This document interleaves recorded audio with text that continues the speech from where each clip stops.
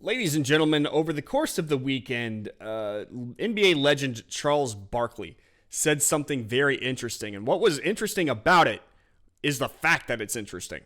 What do I mean by that? That seems a little strange to say. Trust me, it is a little strange to say, but only because we live in such strange times. What he said came off as slightly controversial, and it really shouldn't have, because what he said was that we should be getting along despite our racial differences, and yet we're just not as a society. Charles Barkley's comments on politicians stoking racial and economic division hit the nail on the head. This is from Jennifer Van Laar. It's up at redstate.com right now. What Barkley effectively said was that we are, both black and white people, very good people on the vast majority of us, but really, at the end of the day, what's separating us isn't necessarily our differences. It is those in power. It is those who wish to maintain some sort of status quo that benefits them, not necessarily us in general. But I'm going to go ahead and let Charles Barkley speak for himself. And you listen to this, and we will pick it right back up after this. Shared that news, how painful it was. Yeah, but the one thing I took out of that piece was, man, I think most white people and black people are great people. I really believe that in my heart. But I think our system is set up where our politicians, whether they're Republicans or Democrats, are designed to make us not like each other so they can keep their grasp of money and power. They divide and conquer. I truly believe in my heart most white people and black people are awesome people. But we're so stupid following our politicians, whether they're Republicans or Democrats. And their only job is, hey, let's make these people not like each other. We don't live in their neighborhoods. We all got money. Let's make the whites and blacks not like each other. Let's make rich people and poor people not like each other. Let's scramble the middle class. I truly believe that in my heart. Shared that. Okay, so what he said wasn't really controversial at all. In fact, it was common sense. It's common sense that we've been living with for decades. As Martin Luther King said, you judge someone by the content of their character, not by the color of their skin. But we've somehow as a society gotten away from that. What Barkley is effectively saying is that there are people out there who would like to stoke these racial tensions and make sure they keep going.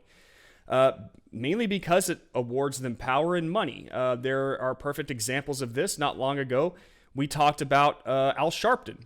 Video in the link in the video appearing right up at the top right here right now, and how he is effectively a grifter, trying to keep racial tensions alive, trying to make sure that we stay separated due to skin color alone. They're trying to make our differences seem much larger than they actually are in order to make it seem like there is no coming together and rectifying any situations, that our differences in skin color, our shallow differences, are what make us what we are as a nation, and that our sins primarily revolve around these. Nothing else takes precedent over this skin color issue.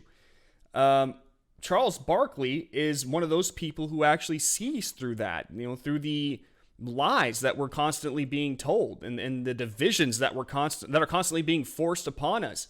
And those divisions are many right now. You have the projects going around that try to highlight America's sins of slavery being, it's the only thing really about it. You have these racial tensions being stoked on when it comes to rich and poor. You have the police tensions, these ideas that police target a specific color. And there's no doubt in my mind that, the black community and the police have a large gulf between them, but it's not an unsolvable one, yet they make it sound like it is. These people, it's sad to say, but they do have a reason to keep these tensions, these divisions going. And it's because they make a lot of money off it. They get a lot of power from it. And we just sit there and listen to them. We let them drive the news cycle. Every time they say something, it's being reported on. You have these studies coming out all the time, kind of highlighting all these racial disparities. And really making it seem like we have unsolvable issues. And the only way that we can solve them is to upend the current system that we have, which is always weird. It's always weird to me how it's, our current system that's causing this problem, as if the one that they would like to install, socialism or communism, is going to be the thing that solves these problems. It's not. It only causes way, way, way more. And I can tell you that when it comes to racial divisions and equality, communism and socialism have never been fair to that in that regard. But regardless, I think that there are stories out there that aren't being told. There are stories out there about how white and black people have come together and really done what's necessary to advance our nation, both culturally, technologically, medically, everything. And not just that, just coming together as a people in random everyday ways.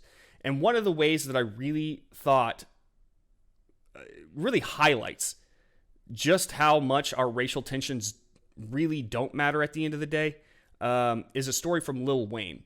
Now, you might not have heard the story, you might have, but Lil Wayne, a long time ago, told a story about how when he was about 12 years old, he was shot in the chest. He accidentally shot himself in the chest. And he was telling the story about how cops burst into his home and they stepped right over him.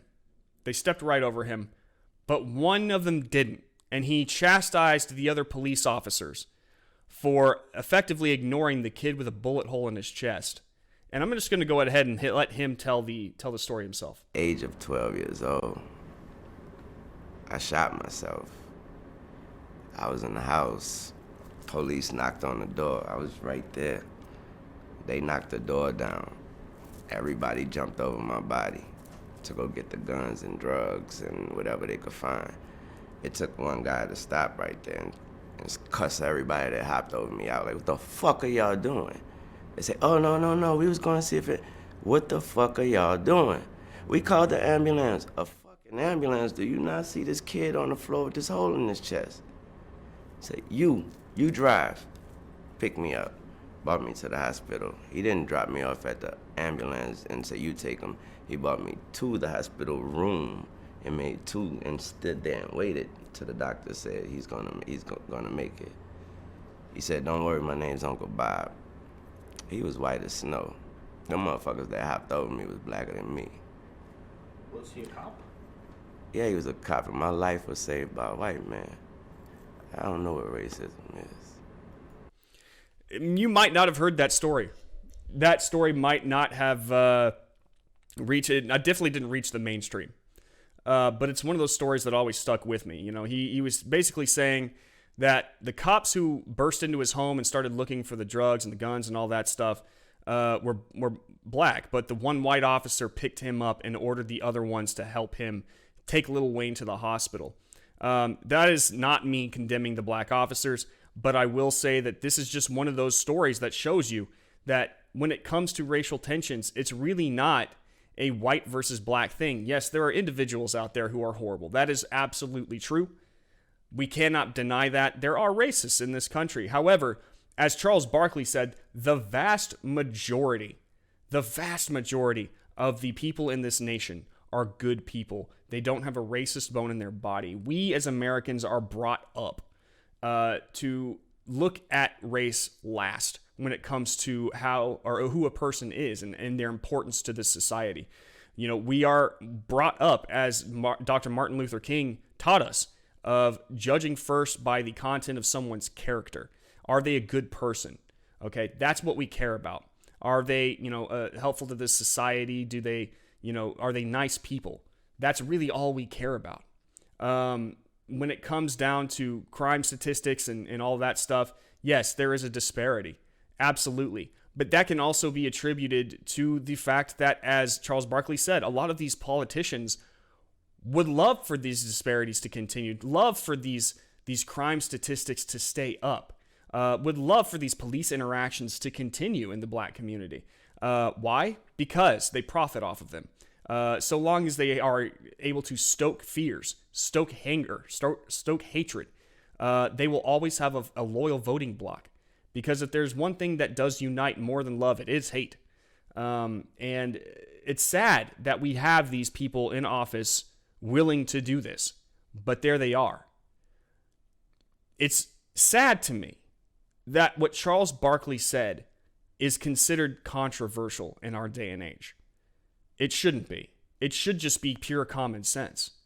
When you turn off the TV, when you turn off the radio and all the chatter, when you stop listening to cable news, and you step outside your front door and you go to the supermarket or the park, you're going to run into all sorts of people in real life, and they are going to be just as nice to you as you are to them, no matter their color, no matter what.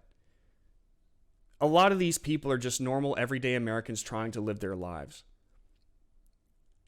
Whenever you turn off all the noise, you'll notice that when you step outside your front door, the world is not as on fire as they would like you to believe. That's the God's honest truth. There is a lot of things out there that are wrong with this nation, that is true, but there's nothing that we can't solve. But keep in mind that there are people out there who would rather us not solve these problems, because solving them would put them out of a job. These people do not need to have their job. If you see them stoking racial tensions, pointing at one race or another, trying to make it seem like, white people are oppressors, or black people are the problem, Asian people are the problem, tune them out. Tune them out. But also look into nuance. Of course, nuance. There are very real problems in the black community, in the Hispanic community, and even in the white community. But these are problems that can be solved together. I'll see you in the next video. Hey, thank you so much for watching this video. If you enjoyed it or learned anything, please hit that like button and be sure to subscribe and hit that bell notification icon so you're made aware when we upload new content. See you in the next video.